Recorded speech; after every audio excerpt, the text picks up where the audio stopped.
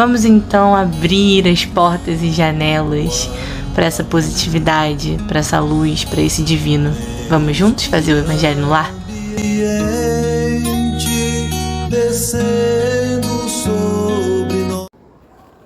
Olá, meus amigos, minhas amigas. Estamos aqui hoje para falar do capítulo 12 do livro Evangelinho segundo o Espiritismo, de Laura Bergalo. O capítulo de hoje, intitulado Amem os seus inimigos, fala exatamente sobre esse tema, que num primeiro momento pode parecer um pouco polêmico, né? Amar os seus inimigos parece uma coisa muito distante da nossa realidade, mas vamos tentar entender melhor o que Jesus Cristo queria dizer com isso e quais são os caminhos que Ele nos dá para que nós possamos cultivar essa ideia e praticar essa ideia para o nosso adiantamento moral, para a nossa evolução.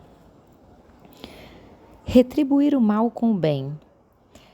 Falando em Mateus, capítulo 5, versículos 43 a 47. Vocês aprenderam que foi dito: amarás o teu próximo e odiarás os teus inimigos. Mas eu lhe digo: amem os teus inimigos, façam o bem aos que os odeiam e rezem pelos que os perseguem e caluniam, a fim de serem filhos do teu Pai, que estás no céu, e que faz que o sol nasça para os bons e para os maus, e que chova sobre os justos e os injustos, porque se vocês só amarem os que os amam, qual será a sua recompensa? Não se comportam assim também os publicanos? Se vocês saudarem somente os seus irmãos, o que é que estarão fazendo mais do que os outros? Não fazem o outro, tanto os pagãos? Digo-lhes que se a nossa justiça não for mais abundante que a dos escribas e dos fariseus, vocês não entrarão no reino dos céus. Em Lucas, capítulo 6, versículos 32 a 36, diz assim: se vocês somente amarem os que os amam, que mérito vocês terão? Se as pessoas de má vida também amam os que as amam. Se vocês fizerem o bem apenas ao que lhes fazem o bem, que mérito vocês terão, já que a gente de má vida faz a mesma coisa? Se vocês só emprestarem àqueles de quem vocês também possam esperar um empréstimo, que mérito vocês terão, quando as pessoas de má vida se ajudam umas às outras desse modo para conseguir a mesma vantagem? Pela parte que lhes toca, amem os seus inimigos, façam bem a todos e ajudem sem esperar coisa alguma. Então, bem grande será a sua recompensa, e vocês serão filhos do Altíssimo, que é bom para os ingratos e até para os maus. Sejam, portanto, cheios de misericórdia, como cheio de misericórdia é o seu Deus. Bom, o amor ao próximo, pessoal, constitui princípio de caridade, e o amor ao inimigo representa uma das maiores vitórias sobre o nosso orgulho e egoísmo. Mas Jesus não pretendeu que o termo amar os inimigos significasse o mesmo sentimento que se tem para com o irmão ou com um amigo. Afinal, esse sentimento é baseado em confiança, e não é razoável que se tenha confiança em quem já mostrou que não nos quer bem. Ninguém pode ter o mesmo sentimento por um grande amigo e por um grande adversário. E há uma explicação física para isso. O pensamento ruim impressiona negativamente, provocando sensações desagradáveis. O pensamento bom gera uma sensação agradável. É natural, portanto, que haja diferença nas sensações que temos diante de um amigo ou de um inimigo. Amar os inimigos significa amá-los de forma diferente da que se ama os amigos. A palavra é a mesma, amor, mas há uma diferença nos dois casos. Amar os inimigos, portanto, não é ter por eles a mesma afeição que se tem por um amigo, o que seria naturalmente impossível, mas sim não cultivar por eles sentimentos ruins, como ódio, rancor ou desejo de vingança, por exemplo. É perdoá-los sem condições, aceitar uma futura possibilidade de reconciliação com eles, desejar-lhes o bem, alegrar-se com as coisas boas que aconteçam com eles, socorrê-los quando precisem. É não prejudicá-los, seja por palavras ou atos. É não humilhá-los em qualquer ocasião. Agindo assim, estaremos amando os inimigos. Para o espírita, que raciocina levando em conta o passado e o futuro, amar os inimigos é um ato de sabedoria. O espírita agradece a Deus as provas e contatos com os adversários que lhes dão as oportunidades de aprender a ter paciência e resignação. O homem verdadeiramente superior não se sente ofendido com insultos de criaturas ainda inferiores. A alma nobre e generosa é superior. E os inimigos desencarnados? O espírita tem outros motivos para aprender a amar seus inimigos. Ele sabe que a morte apenas nos livra do corpo físico e da presença de um adversário, mas que ele pode continuar a nos desejar mal após a desencarnação. Uma ação vingativa de nossa parte apenas pode promover irritação e reação maior do adversário, uma vez que a vida continua. A vingança gera apenas mais vingança, e isso muitas vezes é o castigo daquele que não soube perdoar. Existem, então, adversários encarnados e desencarnados. Os adversários desencarnados nos assediam, quando merecemos, por meio de obsessões e subjugações, que no fim das contas nos ajudam no nosso adiantamento. Assim como na Terra, há homens maus, também há espíritos maus desencarnados no círculo terreno.